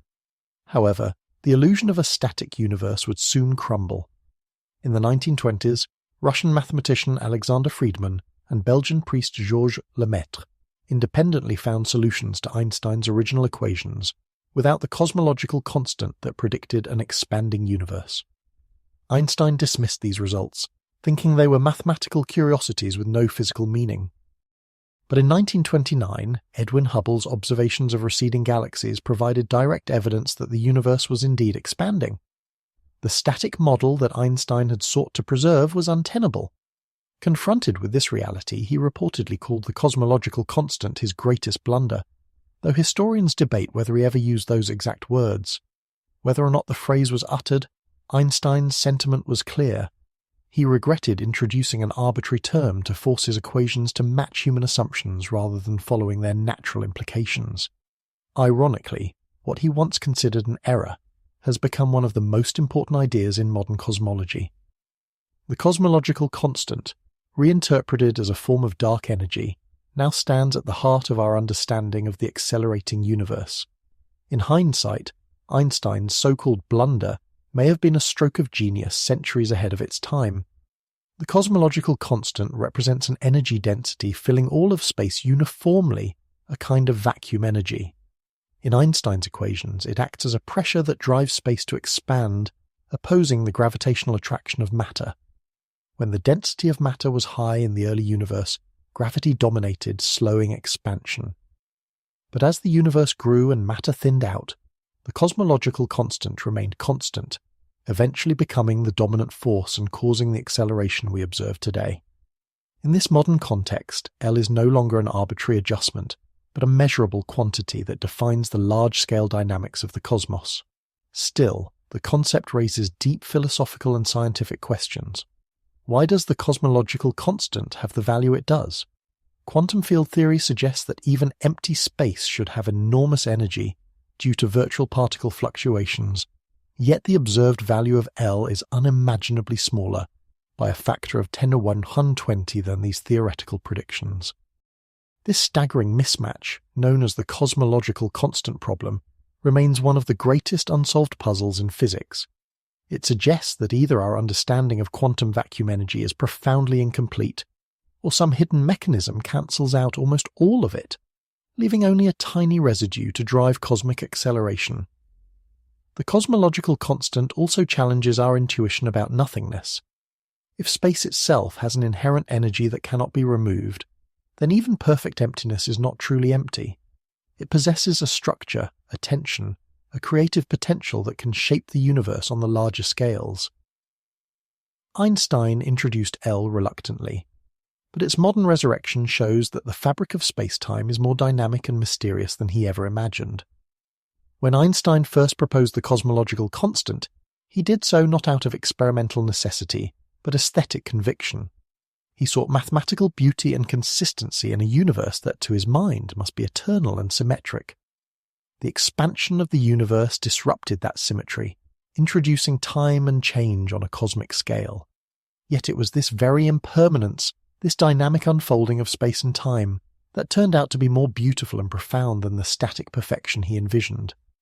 General relativity, without the constant, naturally describes a living, evolving cosmos, one that grows, cools, and changes, just as life itself does. Einstein's mistake, therefore, was not in his mathematics but in his reluctance to accept what his equations implied, that the universe is not a fixed structure but a story still being written. In the decades after Einstein's death, the cosmological constant lingered as a mathematical curiosity. Some theorists dismissed it entirely, while others kept it as a placeholder for the unknown. Then, in 1998, when astronomers discovered the accelerating expansion of the universe through distant supernova, L returned with a vengeance. Suddenly, the term Einstein had introduced to freeze the cosmos became the key to explaining why it is speeding up. The very quantity he had regretted became essential to the standard model of cosmology, known as LCDM, lambda-cold dark matter. Today, the cosmological constant is not only accepted but necessary. It accounts for roughly 70% of the total energy content of the universe, governing its long-term evolution. Whether it truly is constant or varies over time remains an open question, but its existence is undeniable. In a way, Einstein's cosmological constant represents the intersection of physics and philosophy. It forces us to reconsider the nature of space, time, and the vacuum. It reveals that the universe's most powerful force may not come from matter or radiation, but from the quiet pressure of nothingness itself. The constant teaches us humility. Even the greatest minds can misjudge the implications of their own theories, and even their mistakes can contain truths waiting for future generations to uncover. The legacy of Einstein's blunder is a reminder that science advances not by avoiding error, but by embracing it as part of discovery. Every correction deepens our understanding, and every apparent misstep may lead to unexpected insight. Einstein sought a cosmos of perfect balance. What he found instead was a universe alive with motion, change, and mystery. A universe that continues to surprise us just as it surprised him. The cosmological constant, once a symbol of scientific compromise, now stands as a testament to the universe's complexity and to humanity's relentless quest to comprehend it. In the end, Einstein's greatest blunder may be one of his greatest contributions, a symbol of how curiosity, even when misguided, can illuminate truths far beyond imagination. The revelation that the universe is expanding ranks among the most transformative discoveries in human history, reshaping not only astronomy, but our very conception of existence. Before Edwin Hubble's work in the 1920s, most scientists assumed that the Milky Way comprised the entire universe, and that the cosmos itself was eternal and unchanging. The sky was seen as a vast but static backdrop dotted with stars, planets, and nebulous clouds. That view began to crumble when advances in telescopes allowed astronomers to peer deeper into the heavens than ever before. Using the 100-inch Hooker telescope at Mount Wilson Observatory, the most powerful in the world at the time, Hubble examined faint smudges of light that many believed were clouds of gas within our galaxy. Through careful analysis, he identified individual stars in several of these nebulae and, crucially, discovered Cepheid variables among them. By applying Henrietta Leavitt's period luminosity relation, he could estimate their distances. To his astonishment, these nebulae were far beyond the Milky Way millions of light-years away. They were not gas clouds, but entire galaxies, island universes scattered throughout space. The scale of the cosmos had suddenly expanded beyond imagination. But Hubble's deeper insight came when he began to measure the redshifts of these galaxies, the way their light was stretched toward longer wavelengths. Working with astronomer Vesto Melvin Slipher's earlier spectroscopic data, Hubble realized that nearly all galaxies were moving away from us, and their speed of recession increased with distance. In 1929, he plotted the first version of what is now known as Hubble's law. Velocity equals Hubble's constant multiplied by distance. The linear relationship was unmistakable. The farther a galaxy lies, the faster it recedes. This simple pattern contained an extraordinary implication. The entire fabric of space was expanding. Galaxies were not flying through space like shrapnel from an explosion. Rather, space itself was stretching, carrying them along like raisins embedded in a rising loaf of bread. The distances between galaxies were increasing because the metric of the universe itself was changing. Hubble's discovery offered direct observational proof of the dynamic universe, predicted by Einstein's equations and by the earlier theoretical work of Friedmann and Lamette. It also overturned centuries of philosophical and religious assumptions about a static, eternal cosmos. Instead, the universe had a history, a beginning, and by extension, it would have a future. The redshift became the key to measuring cosmic time. Each spectrum of light carries a record of how much the universe has expanded since that light was emitted. Looking deeper into space thus became synonymous with looking further into the past. The universe revealed itself not as a fixed structure but as a story unfolding over billions of years. Initially, not everyone accepted the implications. Einstein himself visited Hubble at Mount Wilson in 1931 and reportedly said that he now regretted introducing the cosmological constant, acknowledging that the universe's expansion rendered it unnecessary. Others, like the British astronomer Fred Hoyle, resisted the idea of a beginning and proposed instead a steady-state model where new matter continuously forms to keep the universe's density constant as it expands. For decades, the debate between the Big Bang and the steady-state theories defined cosmology. The evidence, however, gradually accumulated in favor of an evolving universe. The discovery of the cosmic microwave background in 1965 by Arno Penzias and Robert Wilson provided the decisive clue, the faint afterglow of a hot, dense beginning that could not exist in a steady-state cosmos. Hubble's discovery had set in motion a scientific revolution that would culminate in the modern picture of the universe as 13. 8 billion years old and still expanding. The elegance of Hubble's law lies in its simplicity. It states that the velocity of a galaxy's recession, v, is proportional to its distance, d, by a constant factor, h0. Yet this simplicity hides profound depth. It tells us that the universe has no true center and no edge, Every observer, wherever located, sees galaxies receding in all directions. The expansion is isotropic and homogeneous on large scales, a cornerstone of the cosmological principle. From any vantage point in space, the same law applies. This realization dethrones humanity from the cosmic center once again, extending the Copernican revolution to the universe itself. The farther we look, the more universal our insignificance becomes, and the more astonishing it is that we can comprehend the vast machinery that surrounds us. Hubble's achievement was not the work of one man alone, but the culmination of decades of observation, mathematics, and human curiosity. It built upon the work of others, Slipher's redshift data, Leavitt's variable stars, Einstein's relativity, and Friedman's cosmological models, and tied them together through careful empirical analysis.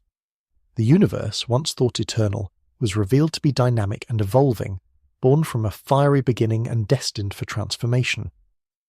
In the years following his discovery, Hubble continued to refine his measurements, cataloguing thousands of galaxies and helping to define the cosmic distance scale. His name became synonymous with the expanding universe, immortalized further when NASA launched the Hubble Space Telescope in 1990. That orbiting observatory extended his legacy, capturing breathtaking images of galaxies billions of light-years away and deepening our understanding of cosmic evolution. The telescope's observations confirmed and extended Hubble's law across unimaginable distances, allowing scientists to probe the early stages of galaxy formation and the accelerating expansion driven by dark energy. It became a time machine, letting humanity peer back to the first flickers of light after the Big Bang. The discovery of the expanding cosmos reshaped not only science, but also philosophy and metaphysics. It introduced a universe with a finite age, a beginning that demanded explanation, and a future tied to mysterious forces. It replaced eternal stasis with ceaseless transformation, showing that change is woven into the fabric of existence itself. The galaxies racing away from us are not evidence of isolation but of participation in a grand cosmic rhythm, a symphony of space stretching through time. Every moment the universe is remaking itself, and we are part of that unfolding story.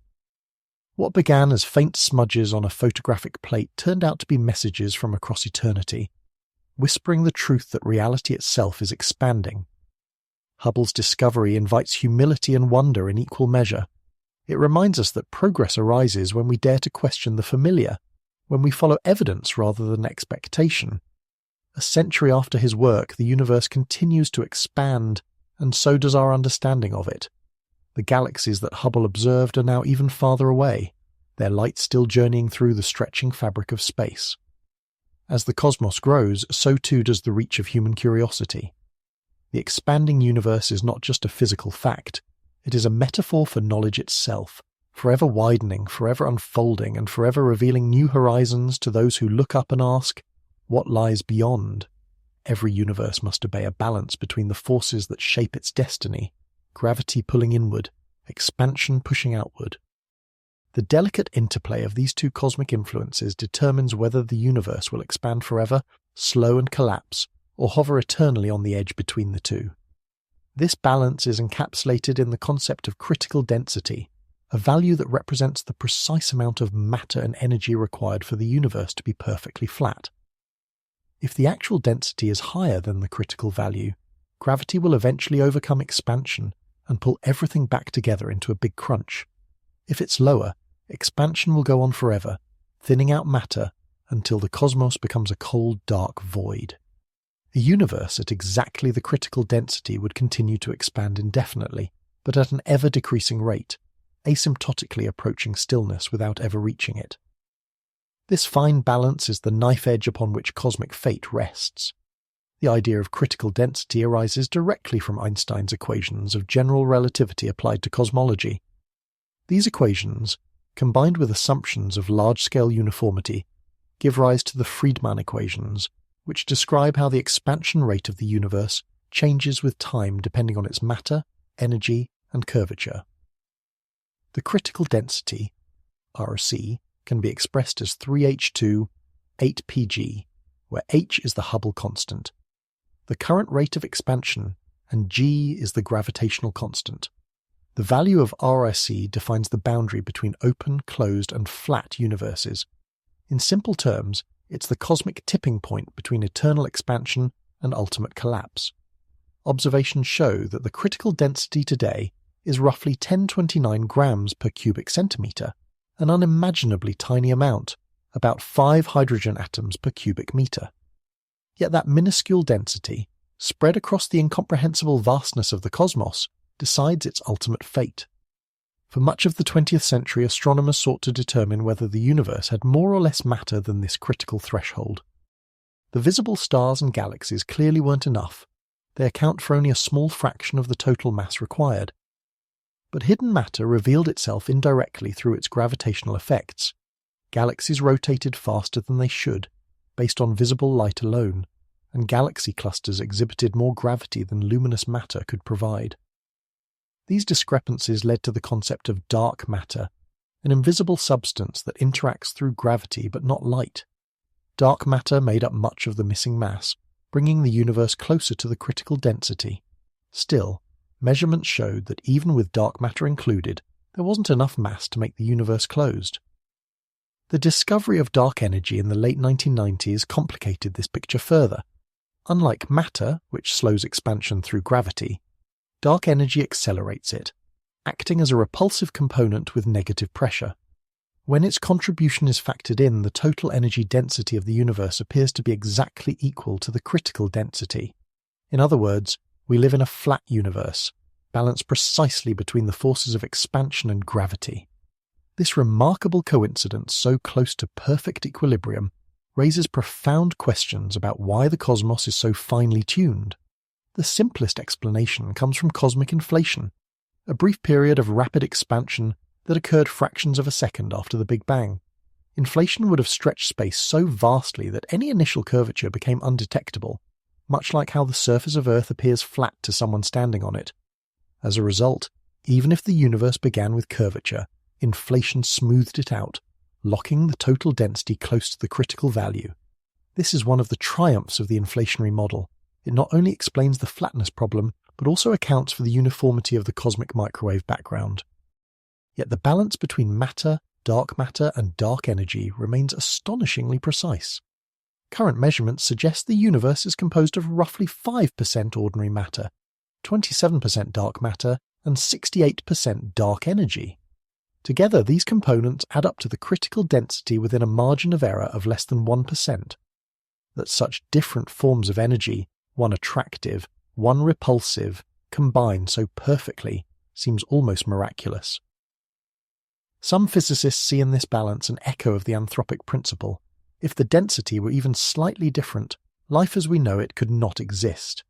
A universe much denser would have collapsed before stars and galaxies formed. One much emptier would have expanded too quickly for matter to clump together. Our very existence, then, depends on an exquisite cosmic equilibrium. The critical density also serves as a kind of cosmic yardstick, allowing scientists to classify universes by their geometry. A closed universe, with density above the critical value, has positive curvature analogous to the surface of a sphere. Such a universe would be finite but unbounded, eventually halting expansion and collapsing under its own gravity. An open universe, with density below the critical threshold, has negative curvature, like a saddle. It would expand forever, thinning toward nothingness.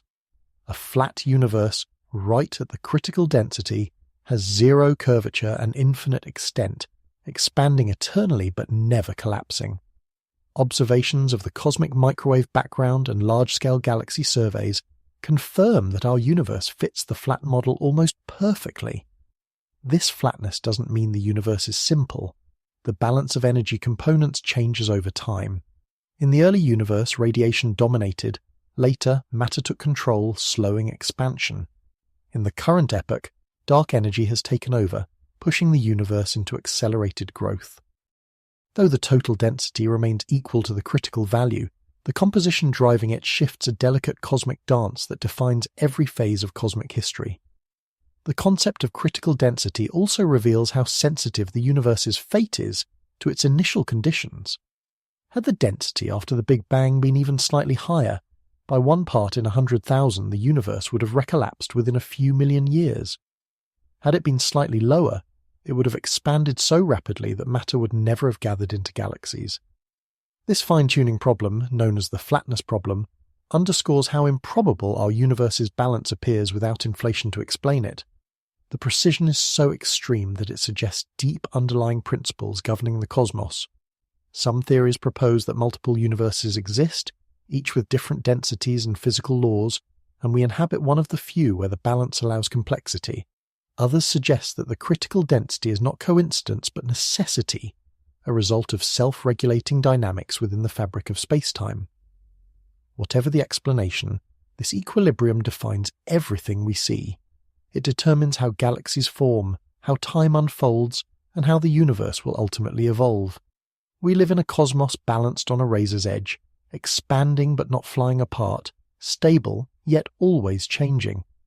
The critical density represents the cosmic harmony between chaos and order, between the pull of gravity and the push of expansion. It is the invisible number written into the universe's very code, the mathematical expression of existence poised between beginning and end. And perhaps most profoundly, it reminds us that even in the grandest scales of nature, balance, not excess, not deficiency, is the condition that gives rise to beauty, structure, and life itself.